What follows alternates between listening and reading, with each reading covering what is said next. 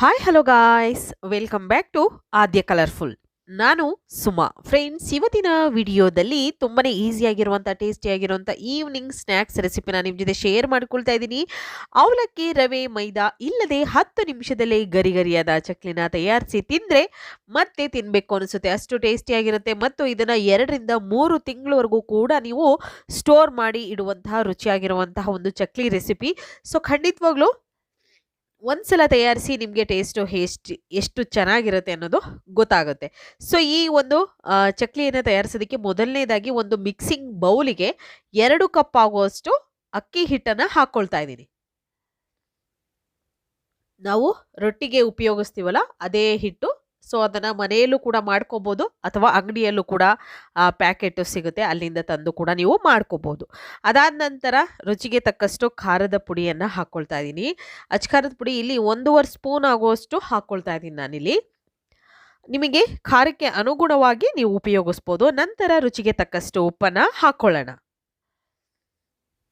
ಜಾಸ್ತಿ ಇಂಗ್ರೀಡಿಯೆಂಟ್ಸ್ ಬೇಕಾಗೋದಿಲ್ಲ, ಕಡಿಮೆ ಇಂಗ್ರೀಡಿಯೆಂಟ್ಸ್ನ ಉಪಯೋಗಿಸಿ ದಿಢೀರಾಗಿ ಮಾಡ್ಕೊಳ್ಳುವಂತಹ ಒಂದು ಅಕ್ಕಿ ಚಕ್ಲಿ ಇದು. ಸೊ ಖಂಡಿತವಾಗ್ಲೂ ಅಕ್ಕಿ ಹಿಟ್ಟಿನಿಂದ ಮಾಡುವಂಥ ಚಕ್ಲಿಯನ್ನು ತಯಾರಿಸಿ ಫ್ರೆಂಡ್ಸ್. ಓಕೆ, ಅದಾದ ನಂತರ ಒಂದು 1/2 ಸ್ಪೂನ್ ಆಗುವಷ್ಟು ಅಜ್ವೈನ್ ತಗೊಳ್ತಾ ಇದ್ದೀನಿ. ಅಜ್ವೈನ ಕೈಯಲ್ಲೇ ಇದ್ರೆ ನಾನು ಕ್ರಷ್ ಮಾಡಿ ಹಾಕ್ಕೊಂಡಿದ್ದೀನಿ. ಅದಾದ ನಂತರ ಒಂದು 1/2 ಸ್ಪೂನ್ ಆಗುವಷ್ಟು ಜೀರಿಗೆ ಪೌಡರ್ ಇದ್ದರೆ ಜೀರಿಗೆ ಪೌಡರ್ ಕೂಡ ಹಾಕ್ಕೊಳ್ಬೋದು, ಅಥವಾ ಜೀರಿಗೆ ಎಣ್ಣೆ ಹಾಕ್ಕೊಳ್ತೀವಿ ಅಂದರೆ ಖಂಡಿತ ಜೀರಿಗೆ ಕೂಡ ಹಾಕ್ಕೊಳ್ಬೋದು.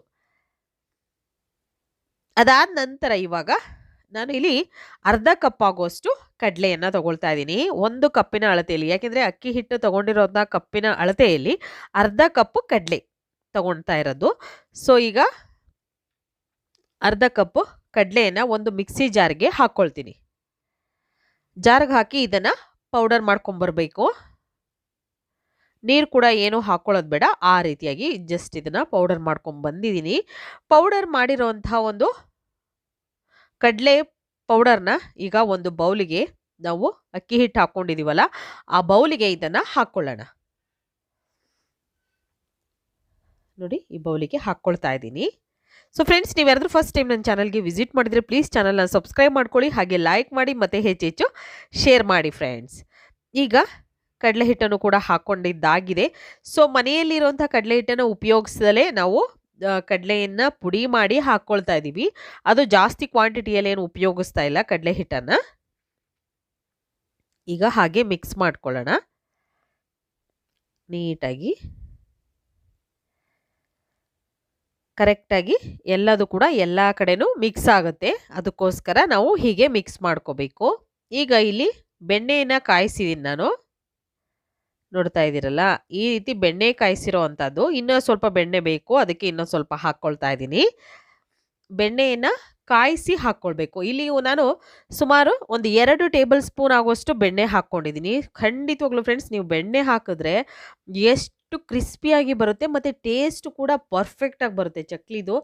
ನೀವು ಖಂಡಿತವಾಗ್ಲೂ ಬೆಣ್ಣೆ ಹಾಕಿ, ಬೆಣ್ಣೆ ಇದ್ದಾಗ ಉಪಯೋಗಿಸಿ ನೀವು, ಚೆನ್ನಾಗಿರುತ್ತೆ. ಇಲ್ಲ ಅಂತಂದರೆ ನೀವು ಬೆಣ್ಣೆ ತಂದಾಗ ಫ್ರಿಡ್ಜಲ್ಲಿ ಸ್ವಲ್ಪ ಸ್ಟೋರ್ ಮಾಡಿಕೊಂಡು ಅದಾದ ನಂತರ ಯಾವಾಗಲಾದರೂ ಚಕ್ಲಿ ಮಾಡ್ತಿರಲ್ಲ ಆವಾಗ ಹಾಕ್ಕೊಳ್ಳಿ. ಖಂಡಿತ ಅದರ ಟೇಸ್ಟು ಎಷ್ಟು ಸೂಪರಾಗಿ ಬರುತ್ತೆ ಅಂದರೆ ತುಂಬ ಚೆನ್ನಾಗಿ ಬರುತ್ತೆ. ಸೊ ಅದಕ್ಕೋಸ್ಕರ ಮತ್ತೆ ಇನ್ನೊಂದು ಟೇಬಲ್ ಸ್ಪೂನ್ ಆಗೋಷ್ಟು ಬೆಣ್ಣೆಯನ್ನು ಕರಗಿಸಿ ಮತ್ತೆ ಹಿಟ್ಟಿಗೆ ಹಾಕ್ಕೊಳ್ತೀನಿ. ನೋಡಿ, ಮತ್ತೆ ಹಾಕ್ಕೊಂಡ ನಂತರ ಈಗ ಮಿಕ್ಸ್ ಮಾಡ್ಕೊಳ್ಳೋಣ. ಸ್ವಲ್ಪ ಬಿಸಿ ಇರುತ್ತೆ, ಅದಕ್ಕೋಸ್ಕರ ಸ್ಪೂನಲ್ಲಿ ಮಿಕ್ಸ್ ಮಾಡ್ಕೊಳ್ತಾ ಇದ್ದೀನಿ. ಅದಾದ ನಂತರ ಕೈಯಲ್ಲೇ ನೀಟಾಗಿ ಇದನ್ನು ನಾನು ಮಿಕ್ಸ್ ಮಾಡ್ಕೊಳ್ತೀನಿ. ಸೊ ಯಾವುದೇ ಫುಡ್ ಕಲರ್ ಅಥವಾ ಯಾವುದನ್ನು ಕೂಡ ನಾನು ಆ್ಯಡ್ ಮಾಡಿಲ್ಲ. ನೋಡಿ, ಅಚ್ಕಾರದ ಪುಡಿನೂ ಅಷ್ಟೇ, ಮಾಮೂಲಿಯಾಗಿ ನಾವು ಮನೇಲಿ ಬಳಸುವಂಥ ಅಚ್ಕಾರದ ಪುಡಿಯನ್ನೇ ಹಾಕ್ಕೊಂಡಿದ್ದೀನಿ. ಈ ರೀತಿಯಾಗಿ ಮಿಕ್ಸ್ ಮಾಡ್ಕೊಳ್ಳೋಣ. ನಾವು ಹಿಟ್ಟನ್ನು ಕಲಿಸ್ಕೋಬೇಕಾದ್ರೆ ಫಸ್ಟ್ ನೋಡಿ ಈ ರೀತಿ ಡ್ರೈ ಮಿಕ್ಸ್ ಮಾಡ್ಕೋಬೇಕು. ಈಗ ಬೆಣ್ಣೆ ಹಾಕಿದ ನಂತರ ಈ ಥರ ಮಿಕ್ಸ್ ಮಾಡಿ ಒಂದು ಹುಂಡೆಯನ್ನು ಕಟ್ಟಿದ್ರೆ ಹುಂಡೆ ಕರೆಕ್ಟಾಗಿ ಬರಬೇಕು. ಆವಾಗ ನಾವು ಮಾಡ್ತಿರೋಂಥ ರೆಸಿಪಿ ಪರ್ಫೆಕ್ಟಾಗಿ ಬರುತ್ತೆ ಅಂತ.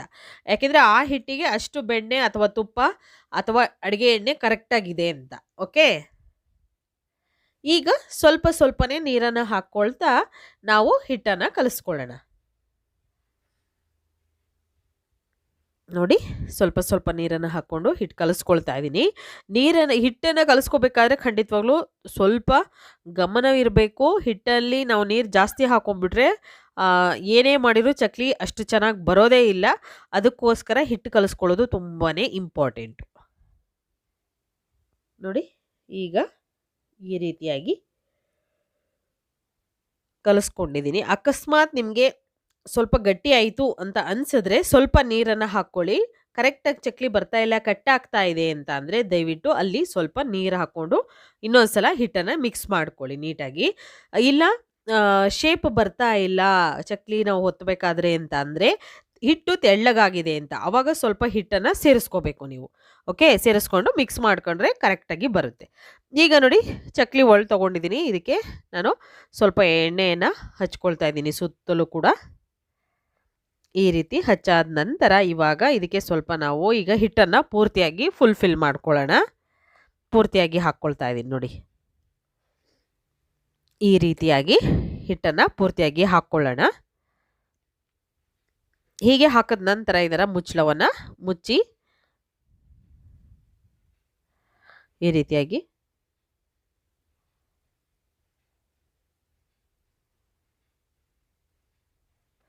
ಆಗಿದೆ. ಇವಾಗ ಇದನ್ನು ಲಿಡ್ ಕ್ಲೋಸ್ ಮಾಡ್ಕೊಳ್ತಾ ಇದ್ದೀನಿ.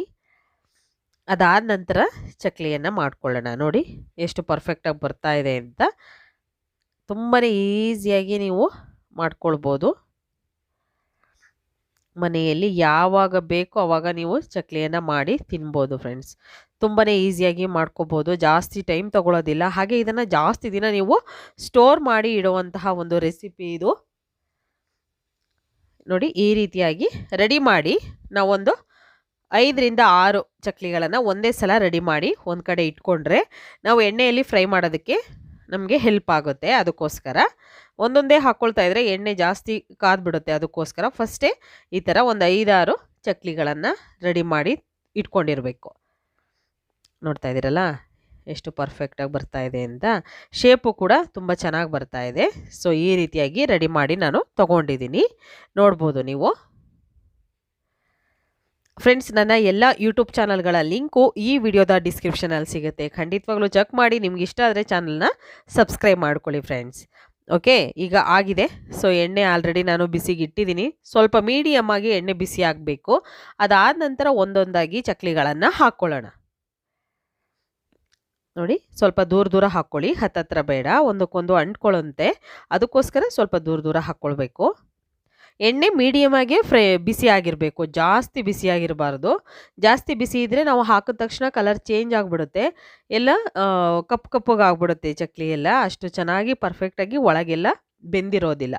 ಹಾಗಾಗಿ ನಾವು ಸ್ವಲ್ಪ ಮೀಡಿಯಮ್ ಆಗಿ ಎಣ್ಣೆ ಕಾದ ನಂತರನೇ ಹಾಕ್ಕೊಳ್ಬೇಕು. ಈಗ ನೋಡಿ ಒಂದು ಸೈಡ್ ಆಗಿದೆ, ಟರ್ನ್ ಮಾಡಿ ಎರಡು ಸೈಡ್ ಕೂಡ 1 ನಿಮಿಷ 1.5 ನಿಮಿಷದವರೆಗೂ ಒಂದು ಸೈಡನ್ನು ನೀವು ಫ್ರೈ ಮಾಡ್ಕೊಳಕ್ಕೆ ಹಾಗೆ ಬಿಟ್ಬಿಡಿ, ಅದು ಚೆನ್ನಾಗಿ ಬೇಯಲಿ.